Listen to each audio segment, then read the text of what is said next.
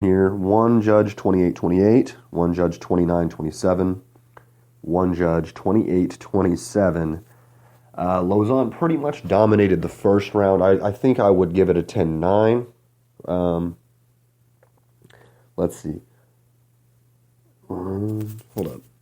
So two judges, I think, scored a 10-8 for Lauzon in the first, and then two judges, different judges, though, one of them different, scored a 10-8 for Stevie Ray, in the third. Really a good-ass performance for Stevie Ray. I liked it a lot. He gets the majority decision. I agree with that. I actually think it should have been a unanimous decision. I think he won. I don't think any of the rounds were really a 10-8. If any of them, it was going to be the third round for Perry before the first round for Lauzon in my book. Either way, it was a good fight. Perry had some great striking. Lauzon, obviously, some sick grappling skills. Pretty much negated, though. A lot of power grappling and shit like that for Perry, and then just good striking, good distance. Some good boxing for Perry. It'll be interesting to see what happens here in the lightweight division with him. Let's take a peek at the rankings. All right, where's he at here? Lightweight, he's non-existent. Makes sense. Him versus maybe a man who got a loss, a Rashid Magomedov. Or maybe, I don't know. That wouldn't be too bad. Maybe an Evan Dunham, maybe a Gilbert Melendez, an older guy, Mike Perry, Gilbert Melendez. That might be an interesting fight. Gil's obviously tough as shit. I wouldn't mind seeing that at all. It's not Mike Perry, Stevie Ray. God damn it. Stevie Ray versus Gilbert Melendez. I wouldn't mind seeing that at all. But yeah, good fight there for Perry. Didn't sustain a lot of damage. Lauzon wasn't, putting hands on him too much. He's got a giant beard to protect the chin. He'll be okay as far as that's concerned. All right, and the last fight on the Fox Sports 1 main card we have in the welterweight division. The guy was just kind of half-assed talking about. We had Mike Perry knocking out Jake Ellenberger with a back elbow in the second round, a minute 5 into the second round. A really sick highlight fucking knockout. Also won performance of the night, along with that submission victory that I talked about earlier over Al Iaquinta. This knockout was definitely better than Iaquinta's. It was sick as fuck. It reminded me a lot of the Anderson Silva. I can't remember who he fought. It was way back in the day when he was it was a first round knockout for him when he was just holding the clinch like a motherfucker and just throwing knees. And then he literally just stands there, drops the elbow down to like the 6th position and just goes like a 6-12 elbow and knocks him out. Same thing happened with Perry. One shot knockout of Ellenberger. Ill fucking knockout. Wait, no, that's not true. That was not the right one. God damn it, that was last week's. Jesus Christ, I just mixed these up. Perry just came with a straight up fucking... This one, I don't even know how you could knock somebody out with. He came with just your traditional, like, eyebrow cutting elbow. If you look at the replay of this, god damn, how did I fuck this up? If you look at the replay of this one, though, it was so fucking fast, it looked like it almost didn't connect. Hits Ellenberger in the temple. Damn, I just told you 2 different replays. I'm sorry, guys. I got these 2 mixed up. Who landed that last week? Fuck. Last week, that elbow was vicious, too. To the temple of Ellenberger, and he just goes stiff as a motherfucking board.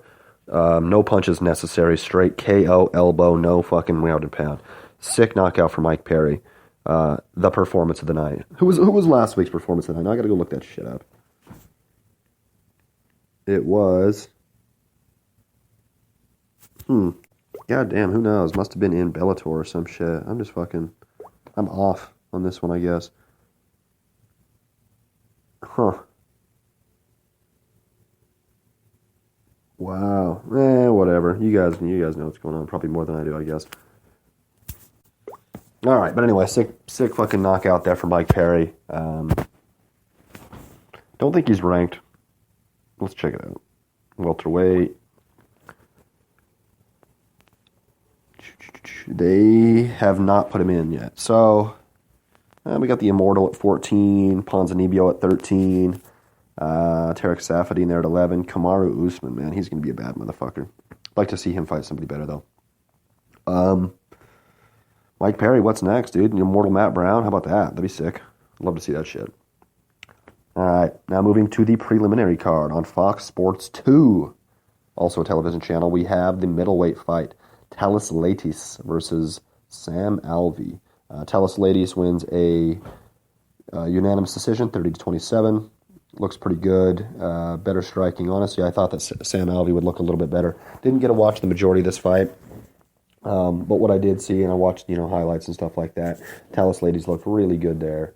He was higher ranked and is higher ranked than Sam Alvey, though, so it's not it's not shocking. I just thought that, I was kind of one of those people riding the Smiling Sam hype train a little bit. I think that, I'm buying his power and shit like that. He's 13, Latis is 11. Uriah Hall hanging out right there between the two of them. That's crazy. Uriah Hall's only the 12th best. Jesus. He should be damn. Honestly, 185 is fucking stacked. Look at this shit. Bisping, Romero, Rockhold, Whitaker, Musa. Dude, Jacare at 5. Even like the fact Derek Brunson is 8, Anderson Silva is 7 at 185, dude. Anderson Silva still fuck you up. Talis Latis is 11, Uriah Hall is 12. It's a tough one there. Sam Alvey. It's tough to tell who you're going to match him up against. Like, sure as hell wouldn't be favored against Uriah Hall. Maybe a Vitor Belfort. That might be an interesting name, like a Fight Pass fight or something like that. Maybe headlining a Fight Pass fight in Brazil. That might be interesting to see what he can do down there. Maybe throw him against Dan Kelly over in fucking Australia or some shit. Other than that, it's tough to tell what happens with Alvey and then Latis as well. Like, I guess he's got to move up. We got Jotko right above him. Derek Brunson just coming off of a loss. We could have a Latis versus Brunson matchup. That wouldn't be too bad, actually. A lot of power there. Something like that might work out here in the near future. All right, into the flyweight division, we have Brandon Moreno defeating Dustin Ortiz with a technical submission, rear naked choke, choking him to sleep. The referee about 4 seconds too late. He was literally just asleep, getting choked the fuck out for a while, 4 or 5 seconds. Second round, 4 minutes and 6 seconds into it. Brandon Moreno looked really, really good. Good striking, great distance, fast as shit, extremely fast, even for a flyweight. Had a clear speed advantage over Ortiz in this fight. Ortiz looked good too. He was, pressuring him, trying to wrestle a little bit, trying to, throw some heavy hands, and it worked a little bit. And then went for a takedown at the end. Ended up that slick ass fucking jiu-jitsu game that Brandon Moreno has. He's a really, really good grappler. He's only, I think, 23 years old. I think he's Baja, California. He's definitely from Mexico. And just like a really, really high-level grappler. And he's going to be something of a problem for flyweights, for the near future. He's, maybe not a Mighty Mouse. Obviously, Mighty Mouse just handled Wilson Hayes and submitted his ass. But, for a lot of the other flyweights, and maybe in the near future, a couple of years, Mighty Mouse he could have a problem. But I don't know. Fantastic performance for Brandon Moreno. I wouldn't be surprised if we see him on a main card sometime soon. What's the flyweight rankings looking like here?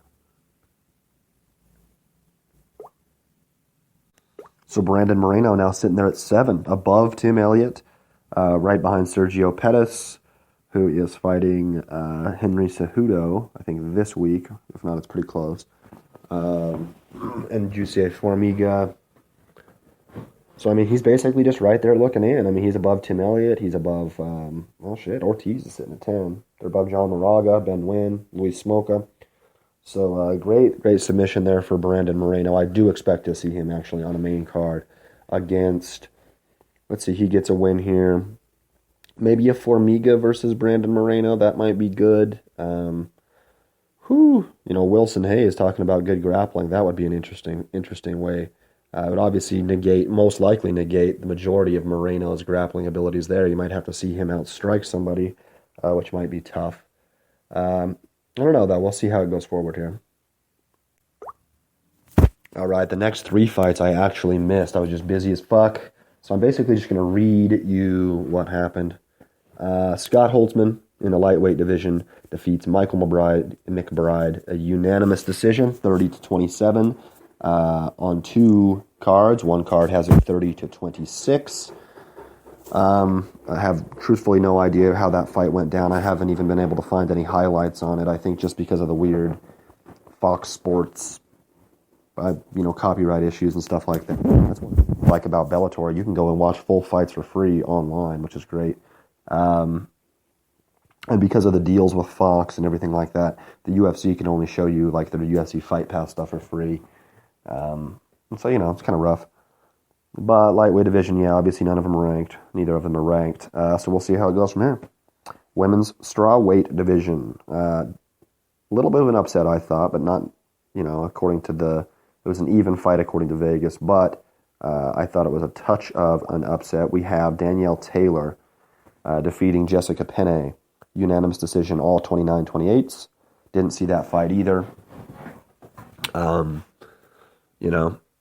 would imagine Taylor probably just out-wrestled her and just kind of out-grinded her. But another one there. Let's take a look at the women's strawweight division. I'm not entirely sure. Wow, no, neither of them are ranked. Jessica Penne isn't ranked. What the fuck? Okay. Yeah, it is what it is.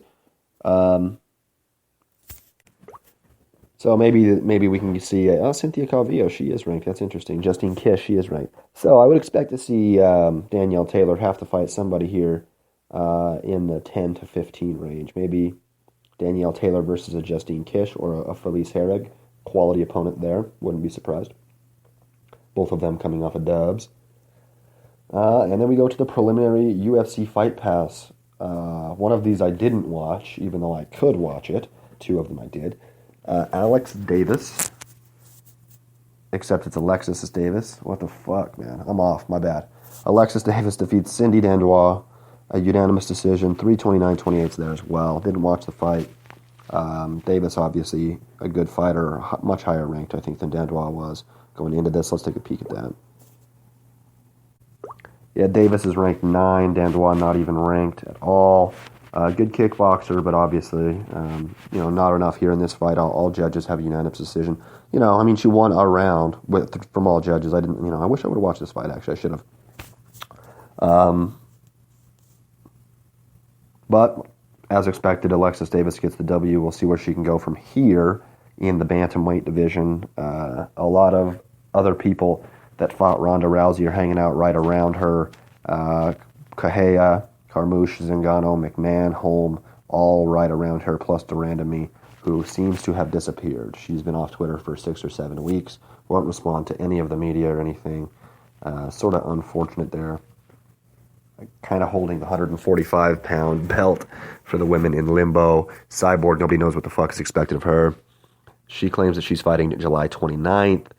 It's a fucking mess. We need to hear from Jermaine Durandamy.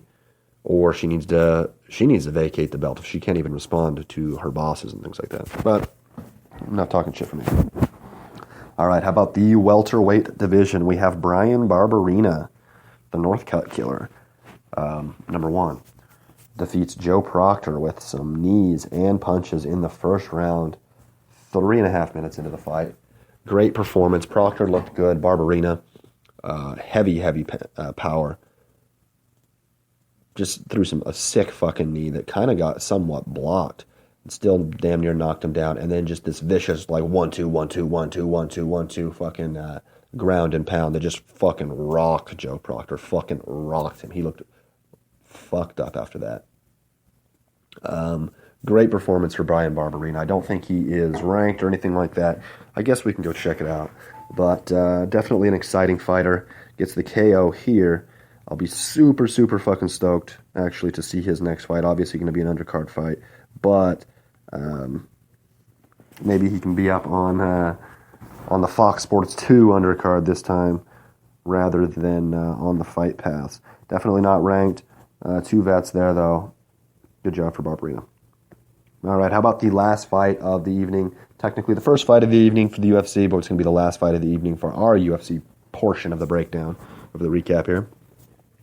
Hector Sandoval defeats Matt Schnell with a KO. Punches in the first round, 4 minutes and 24 seconds.